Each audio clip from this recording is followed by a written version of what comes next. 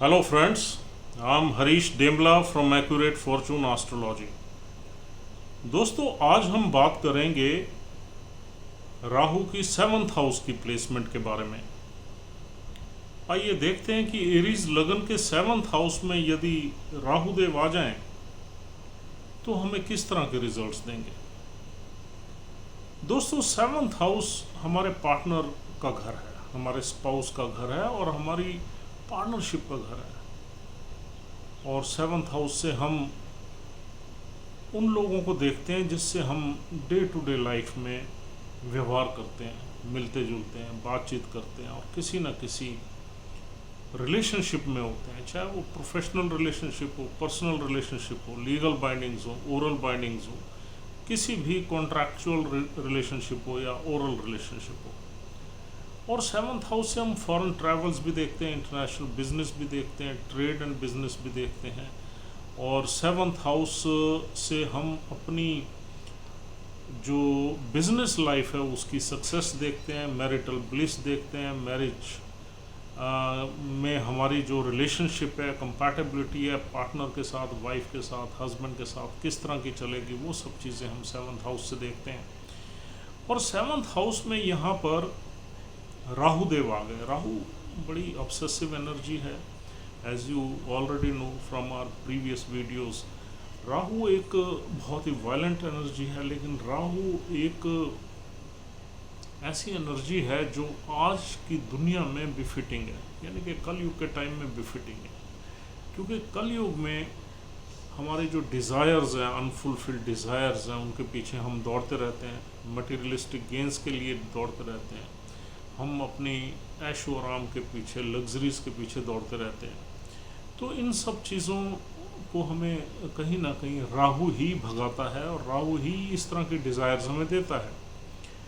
राहु से दोस्तों हम एक संबंध देखते हैं फॉरेन कंट्री का। राहु का संबंध फॉरेन लैंड से है, फॉरेन थिंग्स से है एंड फॉरेन के आइडियाज़ से है, फॉरेन की सेटलमेंट से है। और राहु एक यूँ कहना चाहिए कि एक ऑब्सेशन देता है इंसान को अपनी तरफ खींचता है। और राहु एक स्मोक है, फॉगी प्लैनेट है, इल्यूसिव है, बड़ा मिस्टीरियस है। और राहु से हम वो सारी इनोवेशंस देखते हैं जो टेक्नोलॉजी से रिलेटेड है, यानी कि हाई टाइप टेक्नोलॉजी जो है, जहाँ न्यू इनोवेशंस, नए नए ideas, out of box ideas, जो हमारे ट्रेडिशनल आइडियाज़ हैं वो नहीं, जो हमारे आउट ऑफ बॉक्स आइडियाज़ हैं उनको हम राहु से देखते हैं। और राहु से हम कुछ गलत चीज़ें भी देखते हैं, यानी कि कुछ एडिक्शन वगैरह भी देखते हैं, कुछ ऐसे पदार्थ देखते हैं जो नशीले हों, इवन पॉइजन टाइप, ये सारी चीज़ें राहु से ही हम देखते हैं। तो Rahu is a overall malefic energy.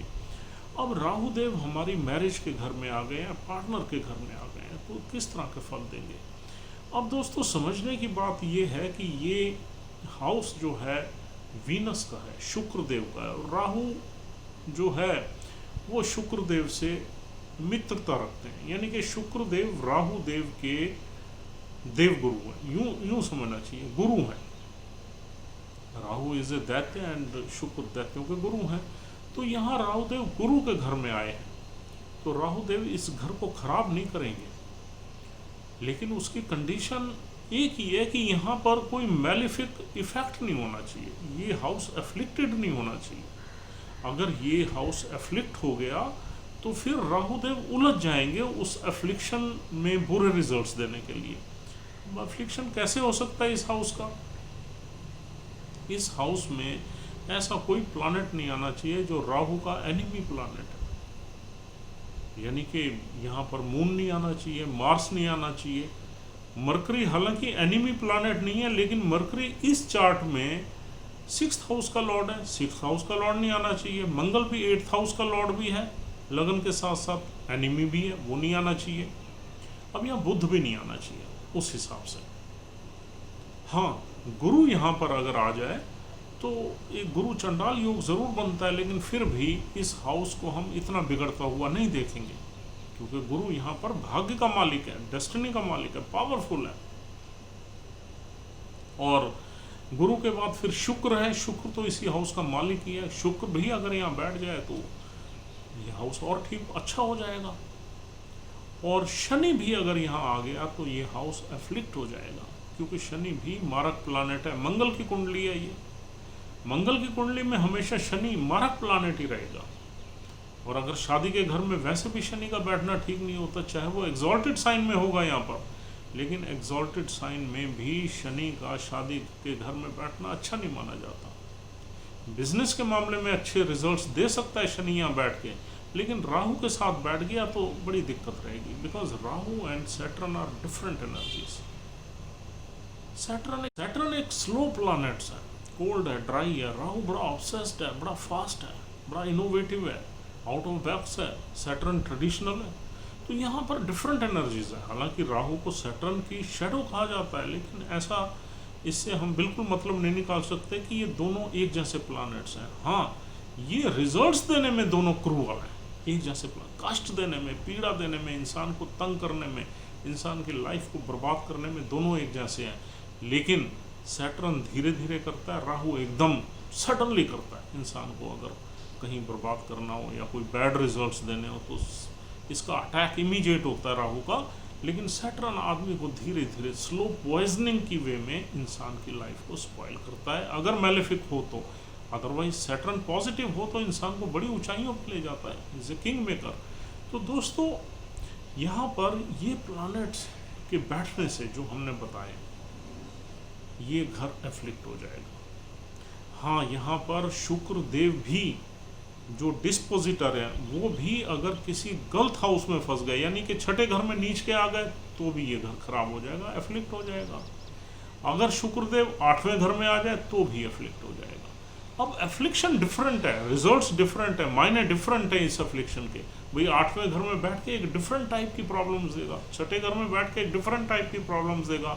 हाँ, अगर वीनस 12वें घर में भी चला जाता है तो भी हम एफ्लिक्टेड ही मानेंगे, even if Venus becomes exalted, लेकिन शादी को खराब कर देगा।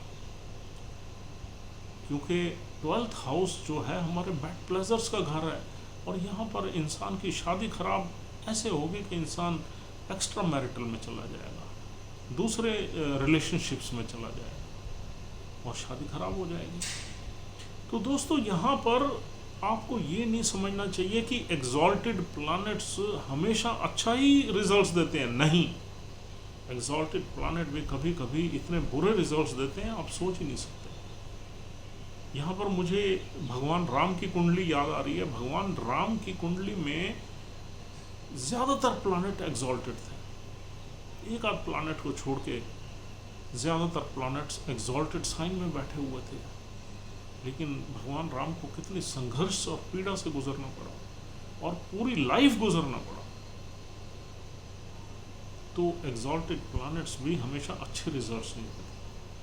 तो सैटर्न अगर एग्जॉल्टेड साइन में शादी के घर में बैठ जाए तो बुरे रिजल्ट्स देंगे, सूर्य भी बुरे रिजल्ट देंगे, मंगल भी बुरे। फिर आपने ये सारी चीज़ें देखने के बाद थोड़ी सी नज़र आप D9 चार्ट पे भी डाल लो, जिसको हम नवांश चार्ट कहते हैं।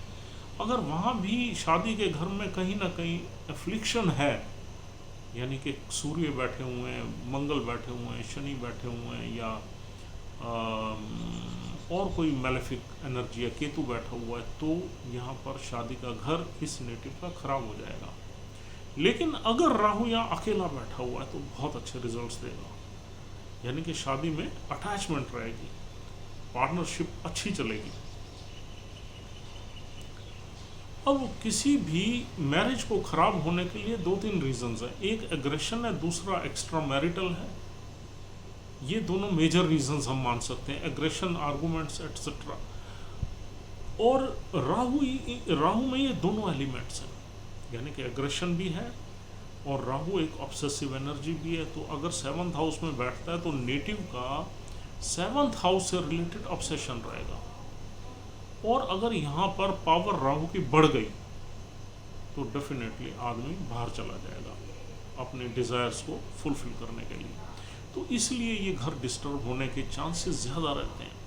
यहाँ पर राहु के बैठने से अगर राहु यहाँ अकेला है और अफ्लिक्शन नहीं है राहु में, तो यहाँ पर राहु आपके शादी के घर को नहीं बिगाड़ेगा, रादर आपका अपने स्पाउस के लिए अच्छी अट्रैक्शन होगी, अच्छी कंपैटिबिलिटी होगी, अच्छी फिजिकल रिलेशन होगी और आप एक दूसरे को हमेशा अट्रैक्ट करोगे। अगर कहीं अफ्लिक्शन है तो वो देखना पड़ेगा किस तरह का अफ्लिक्शन है और ये अफ्लिक्शन आपको किस तरह के रिजल्ट्स देगा।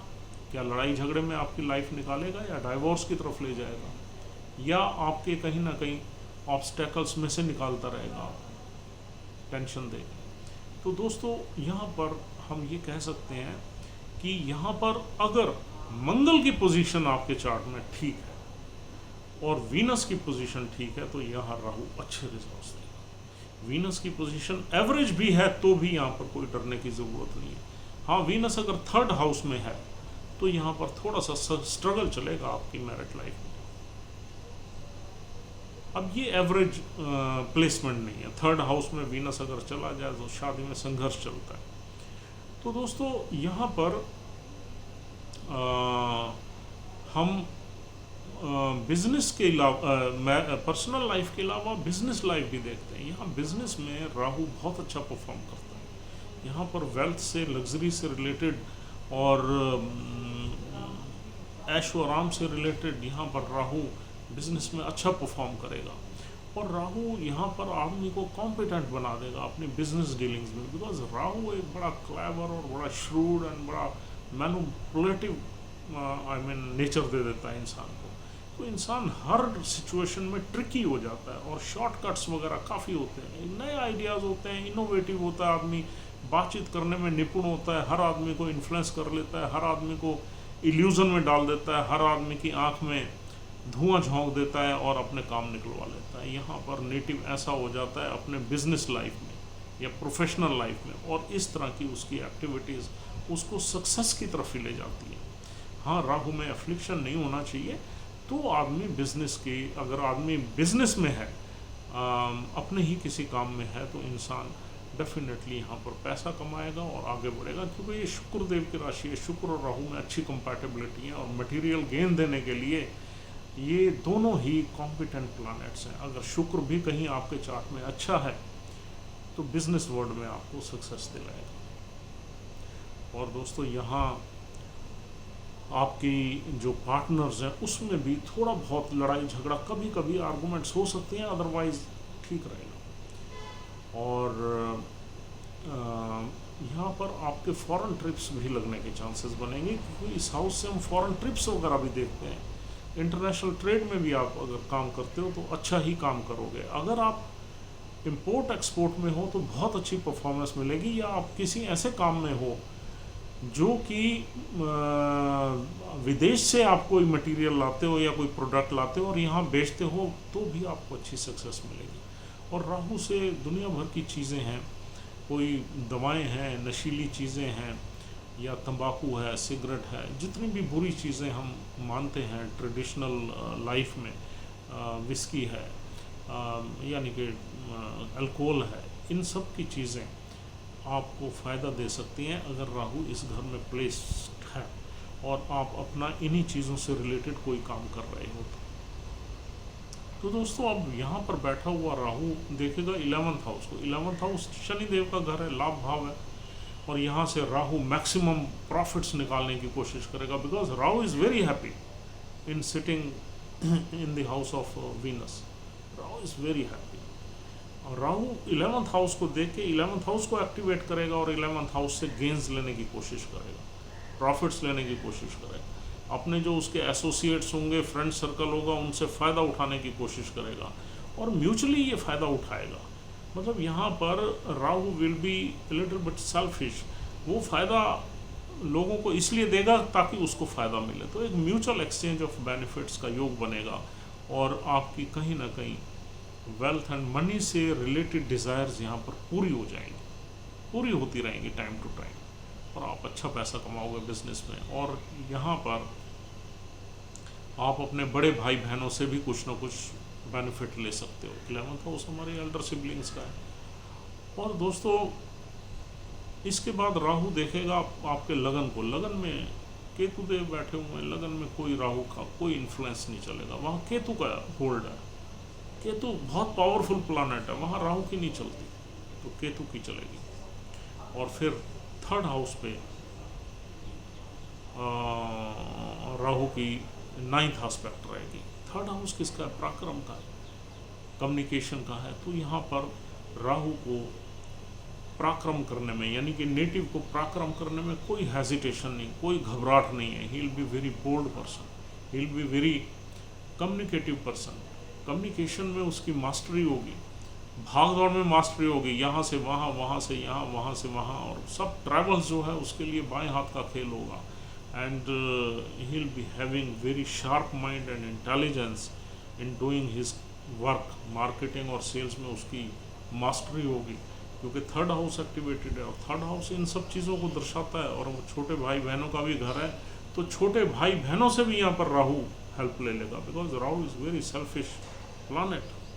तो यहाँ छोटे भाई बहनों से, बड़े भाई बहनों से सपोर्ट, हेल्प लेके, और यहाँ पर अपने पार्टनर से भी हेल्प ले लेगा जहाँ उसको ज़रूरत पड़ेगी, अपने पार्टनर को भी से भी हेल्प ले लेगा। और राहु यहाँ बिजनेस एक्टिविटीज़ में he will perform well. The condition is only one, that Mars should be well placed and Venus should be good। और राहु जिस प्लानेट में पड़ा हुआ है वो प्लानेट बहुत ज़रूरी है देखना दोस्तों। बल्कि मैं तो ये कहूँगा कि सारा दारोमदार या सारा जो रिजल्ट है उस प्लानेट की प्लेसमेंट पे आप मैक्सिमम जो है ना डिपेंड करेंगे। 75% आप प्लानेट के नक्षत्र के लॉर्ड की प्लेसमेंट से ही देखेंगे। और ये आप मेक इट ए रूल कि आप नक्षत्र की प्लेसमेंट सबसे पहला देखा करिए। अब यहाँ पर 3 नक्षत्र मिलते हैं। पहला नक्षत्र चित्रा है जो कल हमने छोड़ा था, उसके 2 जो चरण हैं 3rd and 4th इसी हाउस में।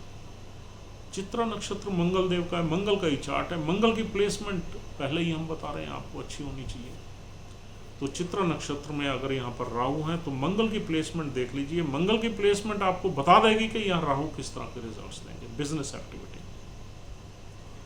और फिर 6.4 से लेके 20 डिग्री तक स्वाति नक्षत्र है, राहु का अपना नक्षत्र है। Rahu becomes very independent, very powerful, very airy and very dynamic in the nakshatra of Swati. Swati नक्षत्र एयर का नक्षत्र है। राहु भी आकाश को मतलब कहीं ना कहीं रिलेट करता है। तो दोस्तों यहाँ पर स्वाति नक्षत्र में राहु की परफॉर्मेंस और खुल के आती है और डायनामिक होती है। तो बिजनेस वर्ल्ड में, यानी कि बिजनेस करने में यहाँ पर अगर राहु स्वाति नक्षत्र में है तो बहुत ऊंची उड़ान भरेगा। लेकिन हाँ, आपका चार्ट में लगन अच्छा होना चाहिए और वीनस अच्छा होना चाहिए, तभी यहाँ पर वेल्थ जनरेट करेगा राहु। और स्वाति नक्षत्र फैला हुआ है 6.4 से 20 डिग्री तक, 20 डिग्री से 30 डिग्री तक, और आगे 3.2 डिग्री तक विशाखा नक्षत्र है जो गुरुदेव का है, यानी जुपिटर का है। अगर विशाखा नक्षत्र में राहुदेव बैठे हैं तो आपने जुपिटर की प्लेसमेंट देखनी है। जुपिटर वेल प्लेस्ड है, सॉलिड है, तो आपका बिजनेस फ्लोरिश करेगा। तो दोस्तों इस तरीके से आपने प्रेडिक्शंस को कंक्लूड करना है किसी भी चार्ट में। Don't forget the power of nakshatra and its lord, placement of its lord. इसको आपने ज़रूर देखना है, इसके बगैर आप किसी भी कंक्लूजन पे नहीं पहुंच सकते। हमने ऐसे बहुत चार्ट्स देखे हैं जिसमें सुपरफिशियली देखने में लगता है कि चार्ट एक्सीलेंट है, हर प्लैनेट बहुत ही वेल प्लेस्ड है, अच्छे घर में पड़ा हुआ है, योग कारक है, अच्छे रिजल्ट्स देगा। लेकिन जब हम उसके नक्षत्र देखते हैं और नक्षत्र के लॉर्ड की प्लेसमेंट हम देखते हैं तो हमें ऐसा लगता है अरे ये तो सब खराब, ये तो सब बेकार रिजल्ट्स देगा। तो this is the power of the lord of nakshatra and its placement. तो आपने इसको बिल्कुल नहीं भूलना।